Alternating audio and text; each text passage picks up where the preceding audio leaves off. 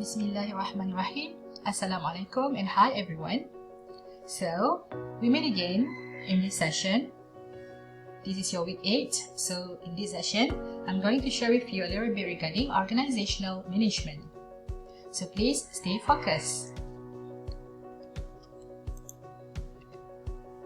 In the end of this session, I do hope that all of you could discuss the importance of mission, vision, objective, strategies and organization structure to a business organization.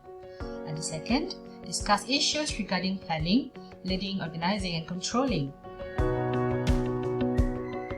Guys, it's good to have own business, right? So, why do you think of starting your own online business? Actually, there are 5 basic reasons behind starting a small business. The first one, you can work independently if you take a plunge into your own business endeavor. The second, it's time for you to have your own career change. And the third, you can make easy money by doing the online businesses. And the fourth, once you get the niche market opportunity in that particular business industry, you can grab it and exploit it. The last one, you can unleash your own creativity and innovativeness and use both of it to groom and prosper your own business. It is interesting, right? Now, before you start plunging into any business endeavor, you need to know there are basic types of business department that you have to develop. A typical business organization may consist of the following main department or functions. Basically, they have like 4 basic functions, namely administration, marketing, which includes the selling functions, production or operation, and also finance. And each unit or each functions plays different roles in the business organization. So for today, we're going to discuss a little bit regarding administration in a business department. So, an organization's objectives are worked out based on the organization's mission, vision, and strategies developed to take advantage of the external opportunities available and to suit the resources that can be mobilized by the organization. So here, I'm going to share with you on how to distinguish between vision statement, mission statement, and also objectives. So now we are focusing on this vision statement. Vision statement is a declaration of an organization's objective intended to guide its internal decision making. It is an inspirational description of what an organization would like to achieve or accomplish in the midterm or long-term future. It is intended to serve as a clear guide for choosing current and future courses of action. And a vision statement is not limited to business organizations and may also be used by non-profit or governmental entities. So here we have 2 examples of the vision statements for Amazon.com and also Nike. As for Amazon.com, their vision statements is to be Earth's most customer-centric company where customers can find and discover anything they might want to buy online. And for Nike, to help Nike Incorporation and our customers thrive in a sustainable economy where people, profit and planet are in balance. Now we go to the mission statement. Mission is needed to accomplish the vision statement. So, it is a well-defined explanation of the business purposes and the management philosophy. The organization mission is an attempt to provide meaning or answer to the following questions: what you do, what you are doing, and what you are headed. So here we have the purpose of a mission statement, which to provide the direction for the company and play as a description role of the product or services offered. So we have here like 3 mission statement example. The first one from Amazon.com, which is to strive to offer the customers the lowest possible prices, the best available selection, and the utmost convenience. But for Nike, they want to bring inspiration and innovation to every athlete in the world. Toyota, to create vehicles that are popular with consumers. And we move to objective. Organizational objectives are smaller targets that an organization sets in the pursuit of achieving the organizational mission and vision, which is called goals as well. So it can be weekly, monthly, or yearly, short-term and medium-term goals to be accomplished by all the stated objectives. So in objective, if you want to create a good objective, you must follow the SMART elements, which is S for specific, M for measurable, A for achievable, R for realistic, and T for time specific. S, specific, you need to create an objective which is specific, including dates, the amount of Ringgit Malaysia, and the resources. And then measurable. The objective should have metrics like date of completion and also appropriate units.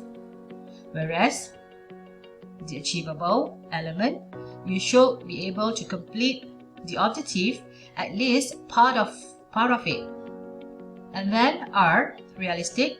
The objective should be realistic so that they can be accomplished within times. And then T, time specific. The objective must have a start and the end date, so it can be accomplished during the duration provided. So here we have like 3 examples of the company's objectives, such as Toyota, Nike, and also Amazon.com. Just an example, the first one, the objective to increase sales figure from month to month. Retaining skillful technical workers in production department. Focusing on customer services to gain more walk-in customers. So these 2 examples might be weekly or monthly objective for certain organization.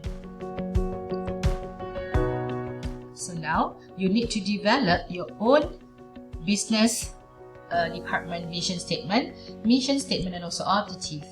You need to portray all these 3 things, okay, in your social media marketing portfolio. You must state your vision statement, the company's mission statement, and also how to achieve these 2 things by using appropriate objectives. So now we move to the organizational structures. The typically hierarchical arrangement of lines of authority, communications, rights, and duties of an organization is called organizational structures. So here, the organizational structure determines how the roles, power, and responsibilities are assigned, controlled, and coordinated, and how information flows between the different levels of management in the company. For example, the upper level should communicate to the lower level, and the second level should communicate the same information to the lower level. So this is called how the information flow between different levels of management in the company. It is a hierarchy, arrangements of lines of authority, communications, rights, and also duties that have to be performed for each levels in the department. So here we have several types of organizational charts. Okay, it's missing R here, charts. The first one is organizational chart that be divided according to the function. Okay, for example, we have vice president here to be the leader or to monitor the rest of the levels that they have here. So we have the functions like human resource manager, accounting manager, marketing manager, purchasing manager, and also engineering manager. This is just an example of the organizational chart that we divided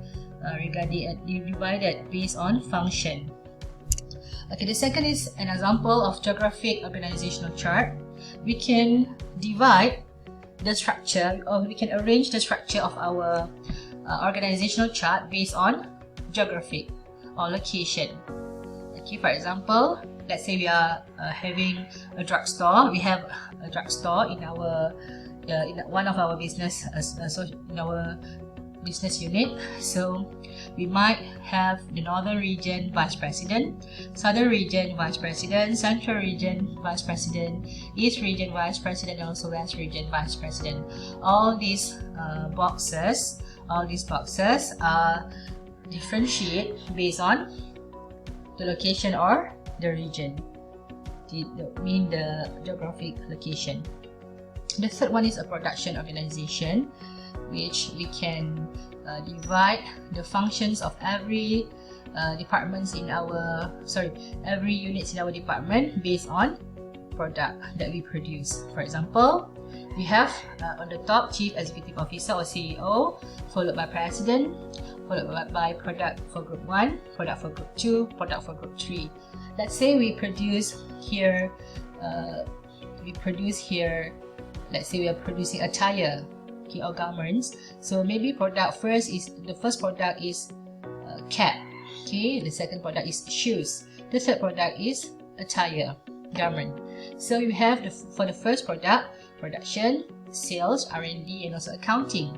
And the second product, we have production, sales, R&D, and accounting as well. The same goes with the third product. Okay, we also have production, sales, R&D, and accounting units in every in the business.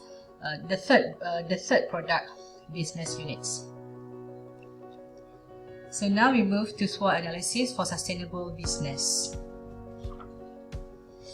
SWOT is really important for us to arrange or to measure the performance of our companies. Alright, we can detect our strengths, our weaknesses, our opportunities, and also the threats that we're going to face. So here you need to study every single box in this SWOT analysis. The first one is strength, S for strength, W for weaknesses, O for opportunities, and T for threats. So let's say you are running a nice blended coffee shop. So how you're going to determine the SWOT analysis for that particular business? Alright, for example, for the strength, maybe your coffee shop is one of the largest chain of coffee shop in Malaysia. That's going to be your first strength. The second strength, maybe your coffee shop is well managed by a highly experienced management team. The third strength that you have may be expensive. You have the expensive or aggressive advertising result to dominancy. So here you have like 3 strengths that can make your business sustainable in future. But you also have weaknesses with your business. Maybe you are imposing expensive pricing.